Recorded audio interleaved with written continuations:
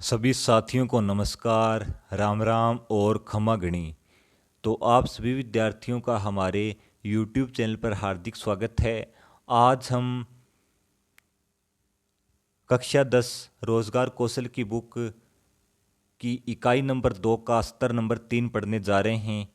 हमने पहले की क्लासों में इकाई 2 के 2 स्तर पूरा कर लिए हैं। आज हम सत्र नंबर 3 से शुरुआत करने जा रहे हैं, जिसका नाम है स्व प्रेरणा, सेल्फ मोटिवेशन। तो चलिए शुरुआत करते हैं। क्या आपने खरगोश और कछुए की कहानी सुनी है? धीमी गति से चलने के बावजूद उस दौड़ को किसने जीता? कछुआ। उनकी जीत की कुंजी यह थी कि कछुआ कभी भी अपने बारे में अपने आप को कम नहीं मानता था और भले ही वह पिछड़ रहा हो, प्रेरित रहता था। लेकिन धीरे धीरे यह सभी बाधाओं को पार कर गया और बिना प्रेरित हुए दौड़ जारी रखी। तो ये इसने स्व प्रेरणा अर्थात सेल्फ मोटिवेशन को खरगोश और कछुए की कहानी के माध्यम से बताने का प्रयास किया है। अर्थात इसमें जीत किसकी होने वाली थी? जीत होने वाली थी खरगोश की। लेकिन कौन जीता? कछुआ जीता। क्यों जीता भी कछुआ? क्योंकि वो प्रेरित रहता था। क्या रहता था? प्रेरित रहता था और वह अपने आप को कम नहीं मानता था। क्या नहीं मानता था? अपने आप को कम नहीं मानता था। तो यही होता है सेल्फ मोटिवेशन अर्थात स्व प्रेरणा।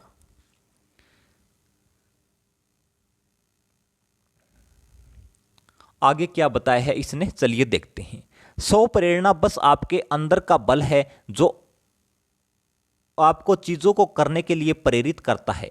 स्व प्रेरणा वह है जो हमें अपने लक्ष्यों को प्राप्त करने, खुश महसूस करने और हमारे जीवन की गुणवत्ता में सुधार करने के लिए प्रेरित करती है। दूसरे शब्दों में यह उन चीज़ों को करने की हमारी क्षमता है जो हमें किसी को प्रभावित किए बिना करने की आवश्यकता है या हमें प्रभावित कर रही है। तो ये होती है स्व प्रेरणा। क्या है? यह हमारे अंदर का बल है। क्या है? जो आपको चीज़ों को करने के लिए क्या करता है? प्रेरित करता है। यहां स्व प्रेरणा के कुछ उदाहरण दिए गए हैं, तो हम उदाहरणों के माध्यम से समझेंगे कि ये क्या है। तो पहला उदाहरण दिया है, नेहा अधिक से अधिक नमूना प्रश्न पत्रों का अभ्यास करने के लिए अपने स्कूल के बाद पूरा समय पढ़ाई करती है। वह अपनी परीक्षा में अच्छा करना चाहती है ताकि वह शहर में अपने मनचाहे कॉलेज में प्रवेश ले सके। फिर रेखा सुबह 5 बजे उठती है और अपने डांस क्लासेस के लिए जाती है। फिर वह घर आती है और स्कूल जाने से पहले अपना होमवर्क पूरा करती है। वह यह सब कुछ खुद से करती है, कोई उसे करने के लिए नहीं कहता। तो ये हमें चित्र 2.7 के माध्यम से स्व प्रेरणा के उदाहरण दिए गए हैं। पहला उदाहरण इसने नेहा के माध्यम से बताया है कि नेहा क्या करती है। नेहा क्या करती है? अधिक से अधिक नमूना प्रश्न पत्रों का अभ्यास करती है, ठीक है, ताकि वह अपने मनचाहे कॉलेज में एडमिशन ले सके। फिर दूसरा उदाहरण इसने रेखा का दिया है। रेखा सुबह 5 बजे उठती है, फिर वह अपने डांस क्लासेस के लिए जाती है और फिर वह स्कूल जाने से पहले अपना होमवर्क पूरा करती है। तो ये किसके उदाहरण है? ये है स्व प्रेरणा के उदाहरण अर्थात सेल्फ मोटिवेशन के उदाहरण।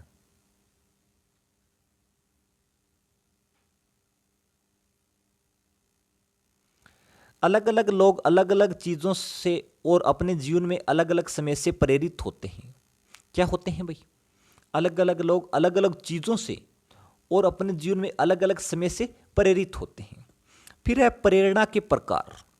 ये मोस्ट इंपॉर्टेंट क्वेश्चन रहेगा, भी पूछा भी जा सकता है परीक्षा में। छोटा क्वेश्चन भी पूछा जा सकता है कि प्रेरणा के कितने प्रकार होते हैं और कौन कौन से प्रकार हैं, इनके नाम लिखो या इनके वर्णन करो।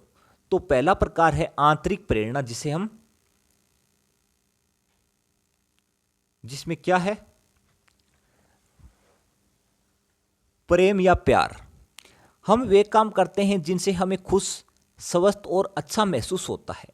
कौन सा काम करते हैं जिनसे हमें खुशी मिलती है, हम स्वस्थ रहते हैं और हमें अच्छा महसूस होता है।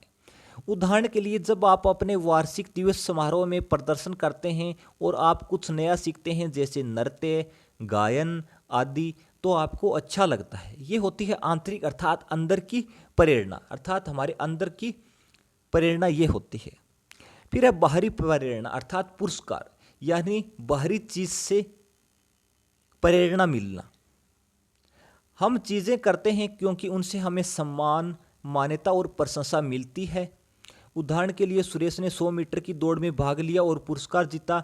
इसने उन्हें हर सुबह अभ्यास के लिए जाने के लिए प्रेरित किया। तो ये बाहर की प्रेरणा होती है जो हमें आकर्षित करती है उस ओर। ठीक है, तो ये है प्रेरणा के प्रकार, आंतरिक प्रेरणा और बाहरी प्रेरणा। ठीक है, फिर आगे चलते हैं। स्वप्रेरित लोगों की योग्यता। स्वप्रेरित लोगों में कुछ विशिष्ट व्यवहार देखे जाते हैं जो नीचे दिए गए हैं। पहला है, जानिए वे जीवन से क्या चाहते हैं, अर्थात वे जीवन में क्या प्राप्त करना चाहते हैं। ध्यान केंद्रित कर रहे हैं, अर्थात किसी चीज़ पर ध्यान केंद्रित करना, अपने लक्ष्य पर ध्यान केंद्रित करना। जानिए क्या महत्वपूर्ण है, जानिए क्या है महत्वपूर्ण, हमारे लिए क्या महत्वपूर्ण है।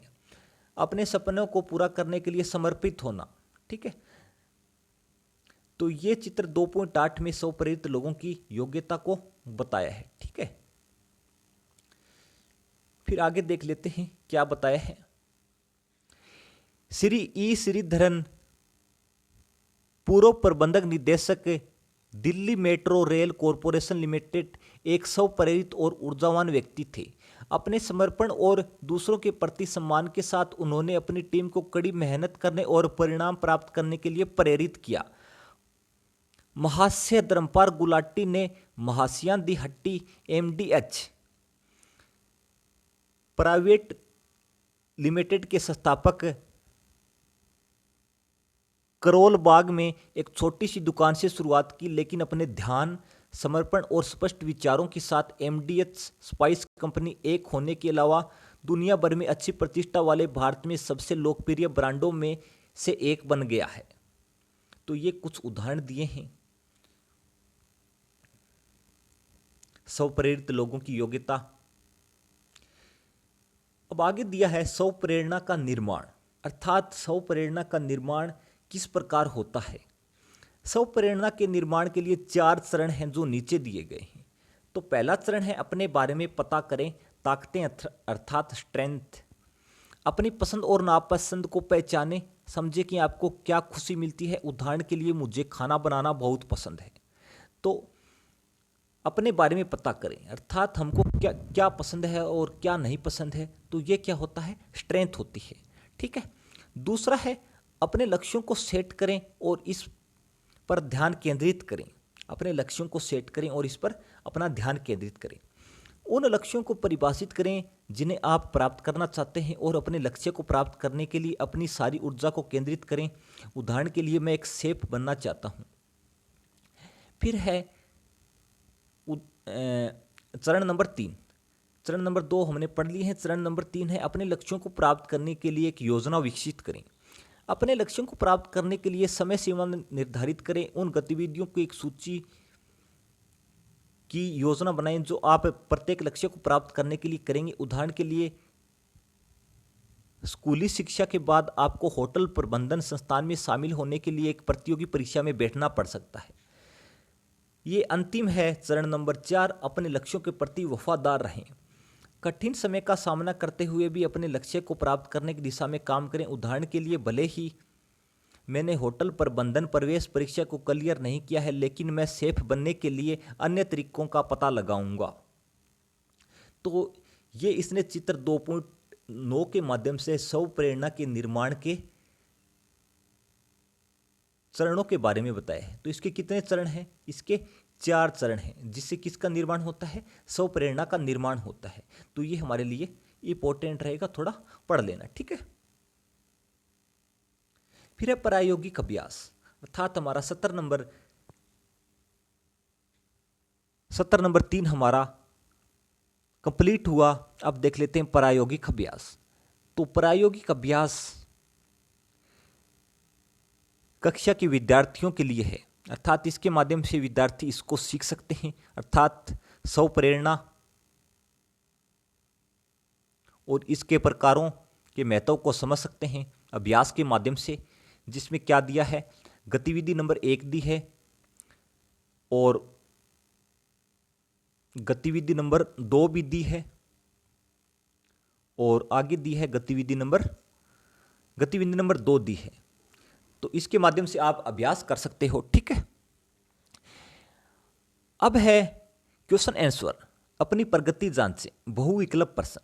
तो पहला क्वेश्चन है आप सभी के सामने, दूसरों को खुश किए बिना आप क्या काम या पढ़ाई पूरी करते हैं? तो ये क्या होता है, ये होती है स्वप्रेरणा, अर्थात ऑप्शन नंबर 3 हमारा राइट हो जाएगा। फिर क्वेश्चन नंबर 2 है आपके सामने, निम्नलिखित में से कौन सी प्रेरणा के प्रकार हैं? कौन सी प्रेरणा के प्रकार हैं? तो प्रेरणा के मैंने आपको कितने प्रकार बताए थे कि प्रेरणा के 2 प्रकार होते हैं। ये क्वेश्चन आपसे पूछा भी जा सकता है कि 2 प्रकार होते हैं, कौन कौन से? आंतरिक और बाहरी। आंतरिक और बाहरी 2 प्रकार होते हैं। तो ये हमारा ऑप्शन नंबर 1 और ऑप्शन नंबर 3 हमारा राइट हो जाएगा, ठीक है, आंतरिक और बाहरी। फिर क्वेश्चन नंबर 3, रवि वर्ष के अंत में सर्वश्रेष्ठ छात्र का पुरस्कार पाने के लिए कड़ी मेहनत करता है, यह किस प्रकार की प्रेरणा है? रवि क्या करता है? सर्वश्रेष्ठ छात्र का पुरस्कार प्राप्त करने के लिए बहुत मेहनत करता है, कड़ी मेहनत करता है, यह किस प्रकार की प्रेरणा होती है? ये होती है बाहरी प्रेरणा। जैसे हमने पढ़ा था 2 प्रकार, आंतरिक और बाहरी। एक होती है अंदर की प्रेरणा और एक होती है बाहरी प्रेरणा, अर्थात बाहर की प्रेरणा, ठीक है, ठीक है। आपने क्या सीखा है? इस स्तर के पूरा होने के बाद आप यह करने में सक्षम होंगे। तो पहला है स्वप्रेरणा का अर्थ समझाएं। तो स्वप्रेरणा का अर्थ मैंने पेज नंबर 51 पर अच्छी तरीके से समझाया है, वहां से आप याद कर लेना, ठीक है। फिर प्रेरणा के प्रकारों की पहचान। प्रेरणा के प्रकार हमें अभी पढ़ के आए हैं, कौन कौन से प्रकार होते हैं, ये पेज नंबर 51 पर है। स्वप्रेरित लोगों के गुणों की सूची को सूचीबद्ध करें, तो ये हमने पेज नंबर 52 पर पढ़ा था। स्वप्रेरित लोगों के गुण कौन से होते हैं। फिर अंतिम है स्वप्रेरणा बनाने के लिए चरणों की सूची बनाइए। तो ये हमने कितने चरण पढ़े थे? 4 चरण पढ़े थे। तो ये आप ध्यान रखना, ये दिया है पेज नंबर 52 पर, ठीक है। तो ये हमारा सत्र नंबर 3 था, जिसको हमने अच्छी तरीके से पढ़ा और हमने क्वेश्चन आंसर भी कर लिए। तो आपको ये क्लास कैसी लगी? अगर आपको अच्छी लगी हो तो लाइक, सब्सक्राइब और शेयर जरूर करें और सभी विद्यार्थियों तक शेयर करें, ताकि सभी विद्यार्थी इसका फ़ायदा उठा सकें। धन्यवाद।